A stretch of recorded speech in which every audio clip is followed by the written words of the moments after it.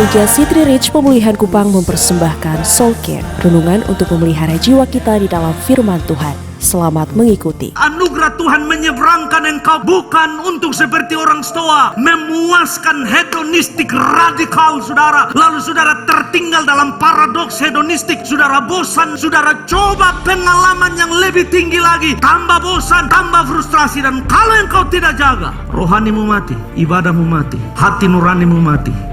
Paulus memberikan hantaman yang luar biasa kepada orang Epikuros dan orang Stoa. Paulus bilang, satu waktu sudah ditentukan untuk penghakiman. Yang kedua, tidak hanya waktu penghakimannya sudah ditentukan, orang yang menghakimi juga sudah fix. Dan ia telah memberikan kuasa kepadanya untuk menghakimi, karena ia adalah anak manusia. Janganlah kamu heran akan hal itu, sebab saatnya akan tiba bahwa semua orang yang di dalam kuburan akan mendengar suara. Orang Stoa dan orang Epikuros kaget.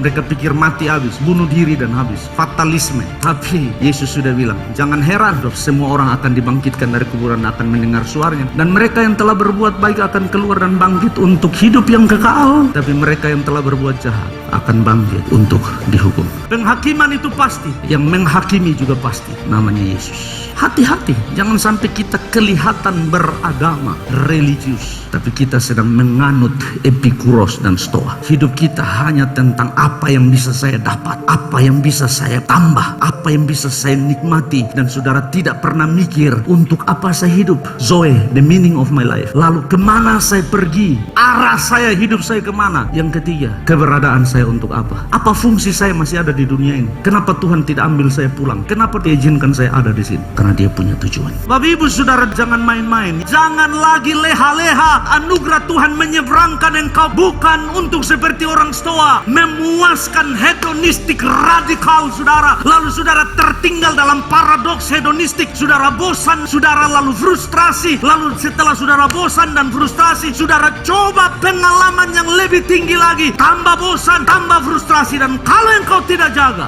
rohanimu mati, ibadahmu mati, hati nuranimu mati. Lalu engkau tanpa sadari, tanda kutip, engkau melakukan spiritual suicide. Engkau membunuh diri secara rohani. Tidak perlu gereja, tidak perlu ibadah, tidak perlu cari Tuhan, tidak perlu melayani. Engkau membenarkan dirimu sendiri karena engkau tidak mengerti. Makanya Paulus bilang, di dalam dia kita hidup, di dalam dia kita bergerak, di dalam dia kita ada. Awali dengan komitmen bahwa saya mau ada di rumah Tuhan. Awali dengan berkata saya mau layani dia. Dengan berkata bahwa dia adalah jalan dan kebenaran dan hidup itu. Sebenarnya itu yang Paulus mau ngomong kepada bangsa ini, orang Athena. Di dalam dia kamu menemukan jalan, di dalam dia kamu menemukan hidup, di dalam dia kamu menemukan kebenaran. Bapak ibu saudara, mari datang kepada Yesus dan berkata, Tuhan beri saya ketajaman berpikir untuk hidup saya tidak mengikuti apa yang dunia tawarkan kepada saya. Saya jadi berbeda karena Yesus ada di dalam saya. Saya berbeda karena firman ada di dalam saya. Saya berbeda karena saya tahu makna hidup saya. Saya tahu arah hidup saya. Dan saya tahu eksistensi keberadaan saya. Karena Allah belum selesai dengan saya. Demikian renungan Soul Care dari Gereja City Reach Pemulihan Kupang. Tuhan Yesus memberkati.